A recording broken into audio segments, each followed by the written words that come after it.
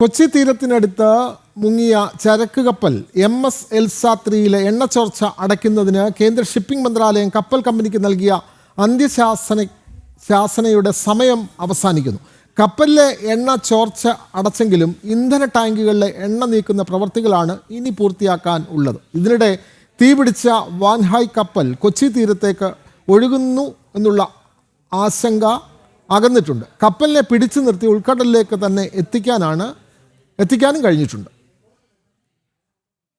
കപ്പൽ അപകടത്തിൽ MSC എൽസയ്ക്കെതിരെ കേന്ദ്ര ഷിപ്പിംഗ് മന്ത്രാലയം കടുത്ത നടപടികളിലേക്ക് കടന്നിരുന്നു.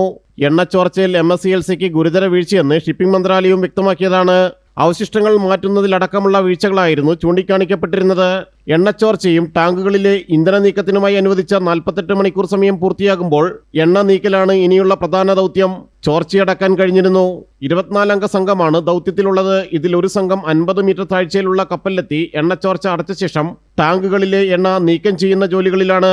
ദൗത്യം പൂർത്തീകരിച്ച് അവശിഷ്ടങ്ങൾ കൂടി വേഗത്തിൽ നീക്കിയില്ലെങ്കിൽ ക്രിമിനൽ നടപടികൾ കപ്പൽ കമ്പനി നേരിടേണ്ടി വരും. ഇതിനൊപ്പം തീപിടിച്ച കണ്ടെയ്നർ കപ്പൽ വാൻഹായ് കയർപൊട്ടി കൊച്ചി തീരത്തേക്ക് ഒഴുകിയതിന്റെ ആശങ്കകൾക്ക് പരിഹാരമായി. കപ്പലിനെ വീണ്ടും ഉൾക്കടലിലേക്ക് എത്തിക്കാൻ കഴിഞ്ഞിട്ടുണ്ട്. കരയിൽ നിന്ന് 27 നോട്ടിക്കൽ മൈൽ വരെ എത്തിയിരുന്നു. കപ്പലിലേക്ക് കൂടുതൽ രക്ഷാപ്രവർത്തകരെയും എത്തിച്ചിട്ടുണ്ട്. ജനം, കൊച്ചി.